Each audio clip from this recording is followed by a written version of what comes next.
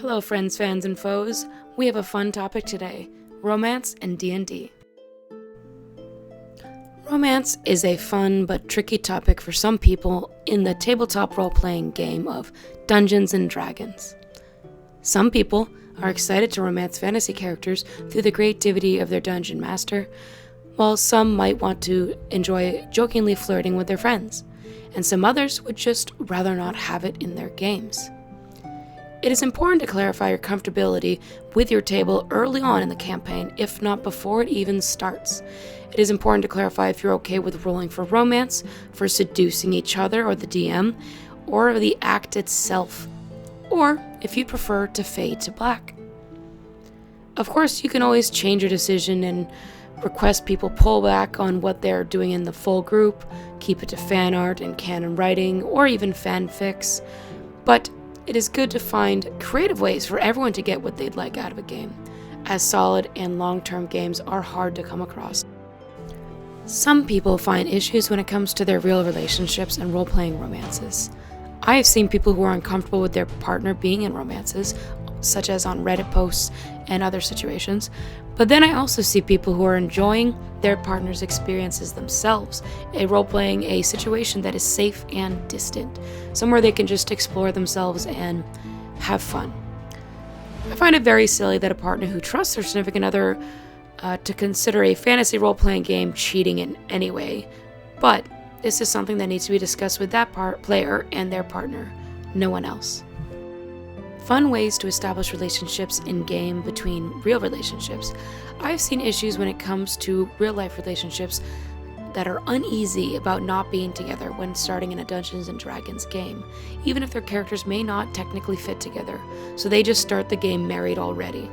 Unfortunately, this leads to people wanting to explore the DM's world and maybe attractive NPCs, or maybe they're a rogue and want to try to seduce to get things they want, and they maybe just want to flirt, and it turns into a sticky situation of cheating or having to discuss very deep relationship interactions, such as allowing open things or lifespans, and perhaps one of the characters wanting to try out more things since they won't live long enough, and is this a matter of cheating since the other one will live longer?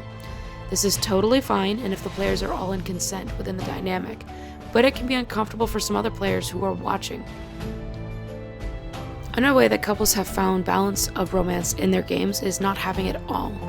I had a couple who were friends in which one decided they were asexual within the game, and the other was just rarely interested in sex, so it was not an issue for them, and they acted just like best friends. In contrast, my partner and I have been falling in love with each other for 7 years or so in a perpetual loop within our Dungeons & Dragons games. And even when we try to make contrasting characters, we inevitably have found ways for them to end up together in every instance of me and him playing this game, whether it's in his games and me being a player, or him in my games, or recently more so, our friends' games. Because we are so close, it can lead to interesting social interactions that some people find entertaining to watch, but some might just find boring. But since we have such developed repartee, we can improv conversation, argue, or flirt with each other for a good amount of time. So we make sure to ask everyone if they're okay with that, if they found it entertaining, and if they're comfortable with what level we're discussing things at. We remind them all it was for our character and it's not us generally arguing, but probably always us flirting. If you find yourself at a table where you're uncomfortable, or you have a friend who is, try to pull it back or meet in the middle with headphones, or leaving the room or seeing D&D secrets from the DM, as people leave the rooms anyway. Any way it goes, if it's allowed, I think it is a beautiful thing.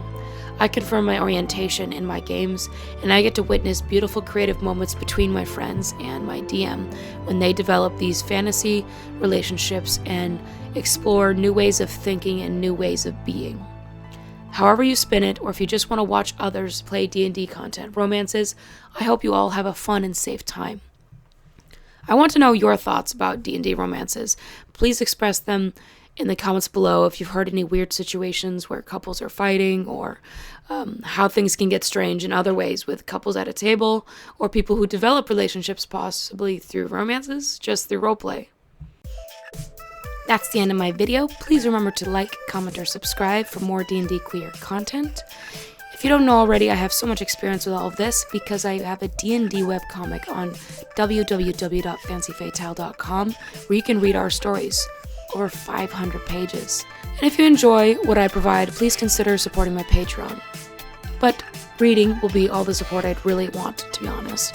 But that's all. Bye-bye.